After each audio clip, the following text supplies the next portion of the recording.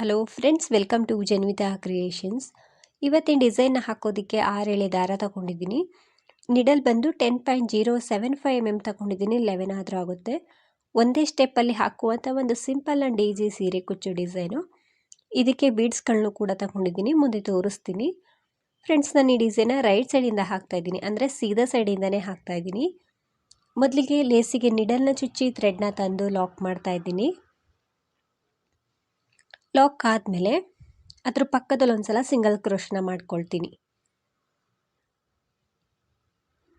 Single ಕ್ರೋಶನ ಮಾಡಬೇಕು. Single crochet ಆದಮೇಲೆ ಸ್ಟಾರ್ಟಿಂಗ್ಗೆ ಕುಚ್ಚನ್ನು ಕಟ್ಟೋದಕ್ಕೆ ಚೈನ್ಗಳನ್ನ ಹಾಕ್ಕೊಳ್ತಿದ್ದೀನಿ. 1 2 3 4 5 ಚೈನ್ಗಳನ್ನ ಹಾಕಿ ಅದು ಎಲ್ಲಿಗೆ ಬರುತ್ತೆ ಅಲ್ಲಿಗೆ ನೋಡಿಕೊಂಡು ಸ್ಟ್ರೈಟಾಗಿ ಇಟ್ಕೊಂಡು ಲಾಕ್ ಮಾಡಬೇಕು, ಅಂದರೆ ಸಿಂಗಲ್ ಕ್ರೋಶನ ಮಾಡಬೇಕು. ಫ್ರೆಂಡ್ಸ್, ಇಲ್ಲಿ ಲಾಕ್ ಅಂದರೂ ಕೂಡ ಒಂದೇ, ಸಿಂಗಲ್ ಕ್ರೋಶ ಅಂದರೂ ಕೂಡ ಒಂದೇ. ಆದಷ್ಟು ಸ್ಟ್ರೈಟಾಗಿ ಇಟ್ಕೊಂಡು ಲಾಕ್ ಮಾಡ್ಕೊಳ್ಳಿ, ರಿಂಕಲ್ಸ್ ಬರೋದಿಲ್ಲ. ಈ ರೀತಿ 5 ಚೈನ್ನ ಹಾಕಿ ಲಾಕ್ ಮಾಡ್ಕೊಂಡಿದ್ದಾದಮೇಲೆ ಅದ್ರ ಪಕ್ಕದಲ್ಲಿ ಒಂದ್ಸಲ ಸಿಂಗಲ್ ಕ್ರೋಶನ ಮಾಡ್ಕೊಳ್ತೀನಿ.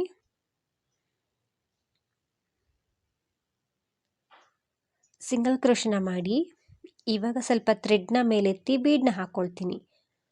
ಇವತ್ತಿನ ಡಿಸೈನ್ಗೆ ನಾನು ರಿಂಗ್ ಬೀಡ್ಗಳನ್ನ ತಗೊಂಡಿದ್ದೀನಿ. ಒಂದು ಬೀಡ್ನ ಥ್ರೆಡ್ಡಿಗೆ ಪಾಸ್ ಮಾಡ್ಕೊಳ್ತಾ ಇದ್ದೀನಿ. ಸೊ ಫ್ರೆಂಡ್ಸ್, ಇಲ್ಲಿ ರಿಂಗ್ ಒಳಗಡೆ ಇನ್ನೂ ಒಂದು ಬೀಡ್ನ ಹಾಕ್ಕೊಂಡಿದ್ದೀನಿ. ಈ ರೀತಿ ಕಟಿಂಗ್ಸ್ ಇರುವಂಥ ಬೀಡ್ನ. ಅದ್ರ ಬದಲಿಗೆ ನೀವು ರೌಂಡ್ ಶೇಪ್ ಆದರೂ ಹಾಕ್ಕೊಳ್ಬೋದು, ಫ್ಲವರ್ ಬೀಡ್ಗಳಾದರೂ ಹಾಕ್ಕೊಳ್ಬೋದು. ಈ 2 ಬೀಡ್ಗಳನ್ನ ಒಟ್ಟಿಗೆ ಥ್ರೆಡ್ಡಿಗೆ ಪಾಸ್ ಮಾಡಬೇಕು. ಥ್ರೆಡ್ಡಿಗೆ ಪಾಸ್ ಮಾಡ್ಕೊಂಡ್ಮೇಲೆ ಬೀಡ್ ಲಾಕ್ ಮಾಡಬೇಕು. ಬೀಡ್ ಲಾಕ್ ಮಾಡಿ ಅದನ್ನು ಸ್ಟ್ರೈಟಾಗಿ ಇಟ್ಕೊಂಡು ಮತ್ತೆ ಲೇಸ್ ಮೇಲೆ ಲಾಕ್ ಮಾಡ್ತಾ ಇದ್ದೀನಿ. ಫ್ರೆಂಡ್ಸ್, ತುಂಬ ಈಸಿ ಡಿಸೈನು, ಎಲ್ಲರೂ ಕೂಡ ಹಾಕ್ಕೊಳ್ಳುವಂಥ ಡಿಸೈನು. ಸ್ಟ್ರೈಟಾಗಿ ಇಟ್ಕೊಂಡು ಲೇಸ್ ಮೇಲೆ ಲಾಕ್ ಮಾಡಿ.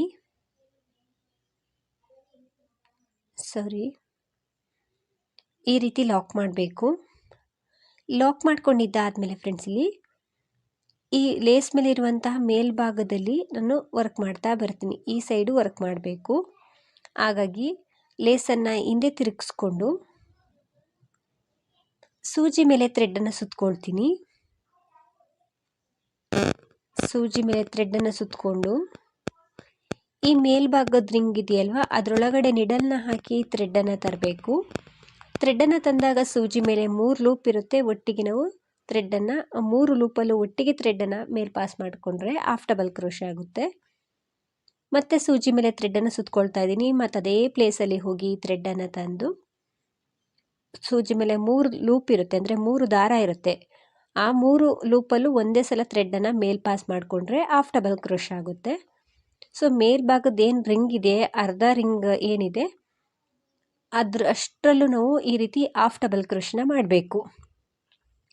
ಫ್ರೆಂಡ್ಸ್, ಇಲ್ಲಿ ಸಿಂಗಲ್ ಕ್ರೋಶನ ಮಾಡ್ಬೋದು, ಬಟ್ ಅಷ್ಟೊಂದು ಚೆನ್ನಾಗಿ ಫಿನಿಶಿಂಗ್ ಕಾಣಿಸೋದಿಲ್ಲ ಸಿಂಗಲ್ ಕ್ರೋಶದಲ್ಲಿ. ಹಾಫ್ ಡಬಲ್ ಕ್ರೋಶ ಆದರೆ ತುಂಬ ಚೆನ್ನಾಗಿ ಕಾಣಿಸುತ್ತೆ. 4 ಹಾಫ್ ಡಬಲ್ ಕ್ರೋಶನ ಈ ರೀತಿ ಮಾಡ್ಕೊಂಡಿದ್ದೀನಿ. ಸೂಜಿ ಮೇಲೆ ಥ್ರೆಡ್ಡನ್ನು ಸುತ್ತಕೊಂಡು ಆ ಸೇಮ್ ಪ್ಲೇಸಲ್ಲೇ ಹೋಗಿ ಥ್ರೆಡ್ಡನ್ನು ತಂದು ಹಾಫ್ ಡಬಲ್ ಕ್ರೋಶ. ಸೊ ಬೀಡ್ನ ಬೇಕಿದ್ರೆ ನೀವು ಹಾಕ್ಕೊಳ್ಬೋದು ಮಧ್ಯದಲ್ಲಿ ಬರೋ ಹಾಗೆ. ಈ ರೀತಿ ನೀಟಾಗಿ ಹಾಫ್ ಡಬಲ್ ಕ್ರೋಶನ ಫಿಲ್ ಮಾಡ್ಕೊಳ್ಳಿ. ನಾನಿಲ್ಲಿ ಪೂರ್ತಿಯಾಗಿ ಫಿಲ್ ಮಾಡ್ಕೊಳ್ತೀನಿ. ಫ್ರೆಂಡ್ಸ್, ನಾನಿಲ್ಲಿ ಒಟ್ಟು 10 ಹಾಫ್ ಡಬಲ್ ಕ್ರೋಶನ ಮಾಡ್ಕೊಂಡಿದ್ದೀನಿ. ನಂತರ ಲೇಸ್ ಮೇಲಿರುವಂಥ ಫಸ್ಟ್ ಒಂದು ಸಿಂಗಲ್ ಕ್ರೋಶದ ಮೇಲೆ ಲಾಕ್ ಮಾಡ್ತಾ ಇದ್ದೀನಿ. ಲಾಕ್ ಆದಮೇಲೆ ಇವಾಗ ಸೀದಾ ಸೈಡ್ಗೆ ತಿರುಗಿಸ್ಕೊಳ್ಬೇಕು. ಏನು ಹಾಫ್ ಡಬಲ್ ಕ್ರೋಶ ಮಾಡಿದ್ವಲ್ಲ ರಿಂಗಿಗೆ, ಅದು ಮೇಲ್ಭಾಗದಲ್ಲಿ ಈ ರೀತಿ ಬರುತ್ತೆ. ಬೇಕು ಅಂದರೆ ಮಧ್ಯದಲ್ಲಿ ಒಂದು ಬೀಡ್ನ ಹಾಕ್ಕೊಳ್ಬೋದು ಹಾಫ್ ಡಬಲ್ ಕ್ರೋಶ ಮಾಡಬೇಕಿದ್ರೆ. ಇವಾಗ ನಾನು ಸೀದಾ ಸೈಡ್ಗೆ ತಿರುಗಿಸ್ಕೊಂಡ್ಮೇಲೆ ಸೂಜಿ ಮೇಲೆ ಥ್ರೆಡ್ಡನ್ನು ಸುತ್ತಕೊಂಡು ಕೆಳಭಾಗದ ಇನ್ನರ್ಧ ಭಾಗ ರಿಂಗ್ ಇರುತ್ತಲ್ವ, ಅದರೊಳಗಡೆ ಹೋಗಿ ಥ್ರೆಡ್ಡನ್ನು ತಂದು ಇಲ್ಲೂ ಕೂಡ ಹಾಫ್ ಡಬಲ್ ಕ್ರೋಶನ ಮಾಡ್ತಾ ಇದ್ದೀನಿ. ಸೊ ಮೇಲೆ ಹೇಗೆ ಮಾಡಿಕೊಂಡು ಅದೇ ರೀತಿ ಕೆಳಭಾಗದಲ್ಲೂ ಕೂಡ ಹಾಫ್ ಡಬಲ್ ಕ್ರೋಶ ಮಾಡಬೇಕು. ಒಂದು ಹಾಫ್ ಡಬಲ್ ಕ್ರೋಶನ ಮಾಡಿ 3 ಚೈನ್ನ ಹಾಕ್ತಾ ಇದ್ದೀನಿ.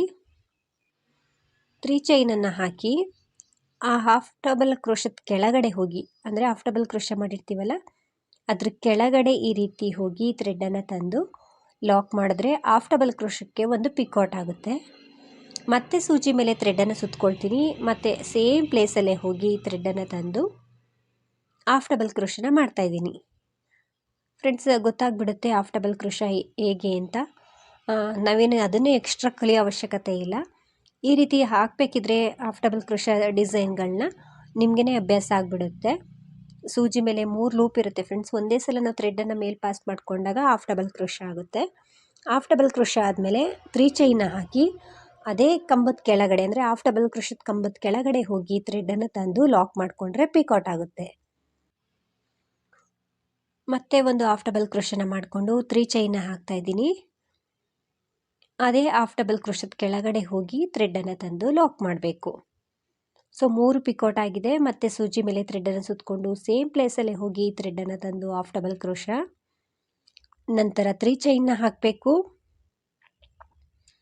3 ಚೈನನ್ನು ಹಾಕಿ ಅದೇ ಹಾಫ್ ಡಬಲ್ ಕ್ರೋಶದ ಕೆಳಗಡೆಯಿಂದ, ಅಂದರೆ ಹಿಂದೆಯಿಂದ ಹೋಗಿ ಥ್ರೆಡನ್ನು ತಂದು ಲಾಕ್ ಮಾಡಬೇಕು. ಸೊ ಫಸ್ಟ್ ಒನ್ ಆರ್ಚಲ್ಲಿ ಈ ಮೇಲ್ಭಾಗದ ರಿಂಗಿಗಾಗಲಿ ಕೆಳಭಾಗದ ರಿಂಗಿಗಾಗಲಿ ಯಾವುದೇ ಬೀಡ್ಸ್ಗಳನ್ನ ಹಾಕ್ತಾಯಿಲ್ಲ. ಬೇಕು ಅಂದರೆ ನೀವು ಹಾಕ್ಕೊಳ್ಬೋದು.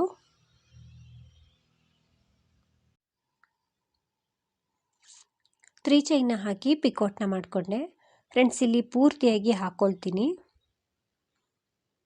ಫ್ರೆಂಡ್ಸ್, ನೋಡ್ತಿರ್ಬೋದು ನೀಟಾಗಿ ಫಿನಿಶಿಂಗ್ ಬಂದಿದೆ. 1 2 3 4 5 6 7 8 9 ಪಿಕೌಟ್ಗಳು ಬಂದಿದೆ. ಅಂದರೆ 9 ಹಾಫ್ ಡಬಲ್ ಕ್ರೋಶ ಕಂಬನ ಮಾಡಿ ಅದಕ್ಕೇ 3 ಚೈನ್ನ ಹಾಕಿ ಲಾಕ್ ಮಾಡ್ಕೊಂಡಿದ್ದೀನಿ. ನಂತರ ನಾವು ಇಲ್ಲಿ ಲಾಕ್ ಇರುತ್ತೆ ನೋಡಿ, ಬೀಡ್ ಲಾಕ್ ಮಾಡಿ ಲೇಸ್ ಮೇಲೆ ಲಾಕ್ ಮಾಡಿರ್ತೀವಲ್ಲ, ಆ ಲಾಕ್ ಕೆಳಗಡೆಯಿಂದ ಹೋಗಿ ಥ್ರೆಡನ್ನು ತಂದು ಮತ್ತೆ ಲಾಕ್ ಮಾಡ್ತಾಯಿದ್ದೀನಿ. ಲಾಕ್ ಆದಮೇಲೆ ಇವಾಗ ಲೇಸ್ ಮೇಲೆ ಲಾಕ್ ಮಾಡಬೇಕು. ಅದ್ರ ಪಕ್ಕದಲ್ಲೇ ಬರೋ ಹಾಗೆ ಲೇಸ್ ಮೇಲೆ ಲಾಕ್ ಮಾಡ್ತಾಯಿದ್ದೀನಿ. ಈ ರೀತಿ ಕಾಣಿಸುತ್ತೆ ಆರ್ಚು. ಸೊ ತುಂಬ ಸಿಂಪಲ್ ಆರ್ಚು ಫ್ರೆಂಡ್ಸ್, ತುಂಬ ಚೆನ್ನಾಗಿ ಬರುತ್ತೆ, ನೀಟಾಗಿ ಫಿನಿಶಿಂಗ್ ಬರುತ್ತೆ. ಈ ರೀತಿ 2 ಕಡೆ ರಿಂಗಲ್ಲೇ ಬೀಡ್ಸ್ ಥರ ಬಂದಿದೆ. ಸೊ ಅದು ತುಂಬಾ ಚೆನ್ನಾಗಿ ಕಾಣಿಸ್ತಿತ್ತು. ಇವಾಗ ನಾನು 1-2 ಸಿಂಗಲ್ ಕ್ರೋಶ ಎಕ್ಸ್ಟ್ರಾ ಮಾಡ್ಕೊಳ್ತಾ ಇದ್ದೀನಿ. ಸ್ಟಾರ್ಟಿಂಗ್ ಏನು ಮಾಡಿರಲಿಲ್ಲ, ಬಟ್ ಇಲ್ಲಿ ಮಧ್ಯದಲ್ಲಿ ಆರ್ಚ್ ಆದಮೇಲೆ ಕುಚ್ಚು ಕೂಡ ಹತ್ರ ಬರೋದ್ರಿಂದ ಸ್ವಲ್ಪ ಆರ್ಚು ಮತ್ತು ಕುಚ್ಚು ತುಂಬ ಹತ್ರ ಆಗುತ್ತೆ ಅನ್ನೋ ಕಾರಣಕ್ಕೆ 1-2 ಸಲ ಸಿಂಗಲ್ ಕ್ರೋಶ ಜಾಸ್ತಿ ಮಾಡ್ಕೊಂಡಿದ್ದೀನಿ. ಒಟ್ಟು 4 ಸಲ ಸಿಂಗಲ್ ಕ್ರೋಶ ಇದೆ ಇಲ್ಲಿ. ನಂತರ ನಾನು 5 ಚೈನ್ನ ಹಾಕ್ತಾಯಿದ್ದೀನಿ ಕುಚ್ಚನ್ನು ಕಟ್ಟೋದಕ್ಕೆ. 5 ಚೈನ್ನ ಹಾಕಿ ಅದೆಲ್ಲಿಗೆ ಬರುತ್ತೆ ಅಲ್ಲಿಗೆ ನೋಡಿಕೊಂಡು ಲಾಕ್ ಮಾಡ್ತಾಯಿದ್ದೀನಿ. ಸೊ ಸ್ಟಾರ್ಟಿಂಗ್ ಏನು ಮಾಡ್ಕೊಂಡಿಲ್ಲ. ಇಲ್ಲಿ ಕುಚ್ಚು ಆರ್ಚು ತುಂಬ ಹತ್ರ ಆಗುತ್ತೆ ಅನ್ನೋ ಕಾರಣಕ್ಕೆ 1-2 ಸಲ ಎಕ್ಸ್ಟ್ರಾ ಸಿಂಗಲ್ ಕ್ರೋಶನ ಮಾಡಿ 5 ಚೈನ್ನ ಹಾಕಿ ಲಾಕ್ ಮಾಡ್ಕೊಂಡಿದ್ದೀನಿ. ಸೊ ಈ ಸೈಡ್ ಎಷ್ಟಿರುತ್ತೋ ಈ 5 ಚೈನ್ ಹಾಕಿದ್ದಾದ್ಮೇಲೆ ಕೂಡ ಅಷ್ಟೇ ಸಿಂಗಲ್ ಕ್ರೋಶ ಬರೋ ಹಾಗೆ ಮಾಡಬೇಕು. ಸೊ ಇಷ್ಟನ್ನೇ ನಾನು ಈ ಸೈಡು ಕೂಡ ಮಾಡ್ಕೊಳ್ತೀನಿ. ಅಲ್ಲಿ 4 ಸಿಂಗಲ್ ಕ್ರೋಶ ಇದೆ, ಇಲ್ಲೂ ಕೂಡ 4 ಸಿಂಗಲ್ ಕ್ರೋಶ ಬರೋ ಹಾಗೆ ಮಾಡ್ಕೊಳ್ತೀನಿ.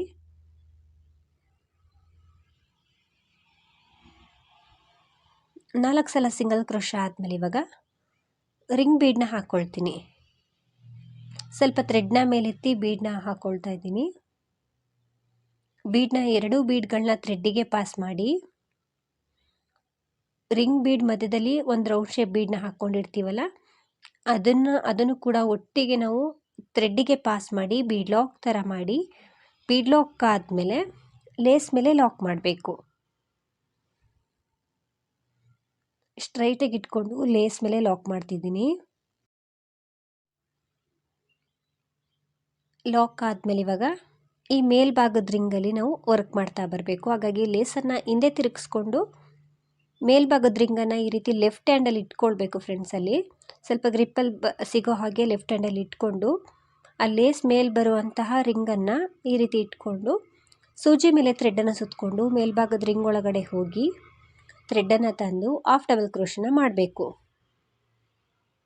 1 ಹಾಫ್ ಡಬಲ್ ಕ್ರೋಶನ ಮಾಡಿಕೊಂಡೆ. ಸೂಜಿ ಮೇಲೆ ಥ್ರೆಡನ್ನು ಸುತ್ತಕೊಂಡು ಆ ರಿಂಗ್ ಒಳಗಡೆ ಹೋಗಿ ಥ್ರೆಡನ್ನು ತಂದು 2ನೇ ಹಾಫ್ ಡಬಲ್ ಕ್ರೋಶ, 3ನೇ ಹಾಫ್ ಡಬಲ್ ಕ್ರೋಶ,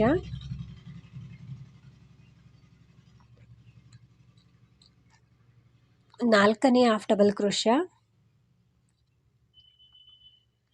5ನೇ half double crochet. 5 half double crochet ಆದಮೇಲೆ ನಾನಿಲ್ಲಿ ಒಂದು ಬೀಡನ್ನ ಹಾಕ್ತಾ ಇದ್ದೀನಿ. ಸೊ ಫಸ್ಟ್ ಒನ್ ಆರ್ಚಿಗೇನು ಹಾಕಿಲ್ಲ, ಬಟ್ ಇಲ್ಲಿ ಹಾಕ್ತಾ ಇದ್ದೀನಿ. ಸೊ ನೀವು ನೋಡಿಕೊಂಡು ಹಾಕ್ಕೊಳ್ಬೋದು. ಬೀಡನ್ನ ಹಾಕಿದ್ರೆ ಹೇಗೆ ಕಾಣಿಸುತ್ತೆ, ಬೀಡನ್ನ ಹಾಕ್ತಾ ಇದ್ದರೆ ಹೇಗೆ ಕಾಣಿಸುತ್ತೆ ಅಂತ ನಿಮಗೆ ಗೊತ್ತಾಗ್ಬಿಡುತ್ತೆ. ಬೀಡನ್ನ ಹಾಕೊಂಡ್ಮೇಲೂ ಕೂಡ ನಾವು 5 ಹಾಫ್ ಡಬಲ್ ಕ್ರೋಶನ ಮಾಡಬೇಕು. ಈ ಸೈಡು ಕೂಡ 1 ಹಾಫ್ ಡಬಲ್ ಕ್ರೋಶ ಆಯಿತು, 2ನೇ ಹಾಫ್ ಡಬಲ್ ಕ್ರೋಶ, 3ನೇ ಹಾಫ್ ಡಬಲ್ ಕ್ರೋಶ, 4ನೇ ಹಾಫ್ ಡಬಲ್ ಕ್ರೋಶ, 5ನೇ half double crochet. 5 half double crochet ಆದಮೇಲೆ ನಾವು ಇವಾಗ ಎರಡು ಕಡೆ 5 ಹಾಫ್ ಡಬಲ್ ಕ್ರೋಶ ಬಂದಿದೆ. ಇಲ್ಲಿ ಫಸ್ಟ್ ಒಂದು ಸಿಂಗಲ್ ಕ್ರೋಶ ಇರುತ್ತೆ ನೋಡಿ, ಅಲ್ಲಿ ಲಾಕ್ ಮಾಡಬೇಕು. ಲಾಕ್ ಆದಮೇಲೆ ಸೀದಾ ಸೈಡ್ಗೆ ತಿರುಗಿಸ್ಕೊಳ್ಬೇಕು. ನಾವು ವರ್ಕ್ ಮಾಡಿರುವಂತಹ ಹಾಫ್ ಡಬಲ್ ಕ್ರೋಶ ಏನಿದೆ ಅರ್ಧ ಭಾಗ ಅದು ರಿಂಗ್ ಮೇಲೆ ಬರುತ್ತೆ. ಇವಾಗ ನಾವು ಮತ್ತೆ ಸೂಜಿ ಮೇಲೆ ಥ್ರೆಡನ್ನು ಸುತ್ತಕೊಂಡು ಕೆಳಭಾಗದ ಅರ್ಧ ಭಾಗ ರಿಂಗ್ ಇದೆಯಲ್ವಾ, ಅದರಲ್ಲೂ ಕೂಡ ಹಾಫ್ ಡಬಲ್ ಕ್ರೋಶನ ಮಾಡ್ತಾ ಇದ್ದೀನಿ. ಹಾಫ್ ಡಬಲ್ ಕ್ರೋಶನ ಮಾಡಿ 3 ಚೈನ್ನ ಹಾಕಬೇಕು. 3 ಚೈನನ್ನು ಹಾಕಿ ಹಾಫ್ ಡಬಲ್ ಕ್ರೋಶದ ಕೆಳಗಡೆಯಿಂದ ನಿಡಲ್ನ ಹಾಕಿ ಥ್ರೆಡನ್ನು ತಂದು ಲಾಕ್ ಮಾಡಿದ್ರೆ ಪಿಕೌಟ್ ಆಗುತ್ತೆ. ಮತ್ತೆ ಸೂಜಿ ಮೇಲೆ ಥ್ರೆಡನ್ನು ಸುತ್ತಕೊಂಡು 2ನೇ ಹಾಫ್ ಡಬಲ್ ಕ್ರೋಶನ ಸೇಮ್ ಪ್ಲೇಸಲ್ಲೇ ಮಾಡ್ಕೊಳ್ತಾ ಇದ್ದೀನಿ. ಹಾಫ್ ಡಬಲ್ ಕ್ರೋಶ ಆದಮೇಲೆ 3 ಚೈನ್ನ ಹಾಕಿ ಅದೇ ಹಾಫ್ ಡಬಲ್ ಕ್ರೋಶದ ಕೆಳಗಡೆಯಿಂದ ಹೋಗಿ ಥ್ರೆಡನ್ನು ತಂದು ಲಾಕ್ ಮಾಡಬೇಕು. 2 ಪಿಕೌಟ್ ಆಯಿತು. ಮತ್ತು ಸೂಜಿ ಮೇಲೆ ಥ್ರೆಡನ್ನು ಸುತ್ತಕೊಂಡು ಸೇಮ್ ಪ್ಲೇಸಲ್ಲೇ ಹೋಗಿ ಥ್ರೆಡನ್ನು ತಂದು 3ನೇ ಹಾಫ್ ಡಬಲ್ ಕ್ರೋಶನ ಮಾಡಿ ಅದಕ್ಕೆ 3 ಚೈನ್ನ ಹಾಕಿ ಲಾಕ್ ಮಾಡ್ತಾ ಇದ್ದೀನಿ.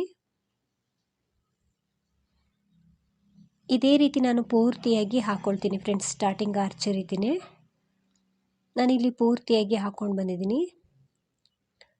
ಈ ರೀತಿ ಕಾಣಿಸುತ್ತೆ. ಸೊ ಕೊನೆಯಲ್ಲಿ ನಾವು ಇಲ್ಲಿ ಬೀಡ್ ಲಾಕ್ ಮಾಡಿರ್ತೀವಲ್ಲ, ಲೇಸ್ ಮೇಲೆ ಲಾಕ್ ಮಾಡಿರ್ತೀವಲ್ಲ, ಅದ್ರ ಕೆಳಗಡೆ ಹೋಗಿ ಥ್ರೆಡನ್ನು ತಂದು ಲಾಕ್ ಮಾಡಿದ್ರೆ ಈ ಆರ್ಚು ಫಿನಿಶಿಂಗ್ ಕಾಣಿಸುತ್ತೆ.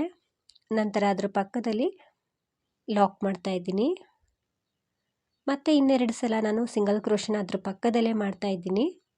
ಬೇಕು ಅಂದರೆ ನೀವು ಇಲ್ಲಿ ಬೀಡ್ಗಳನ್ನ ಹಾಕ್ಕೊಳ್ಬೋದು.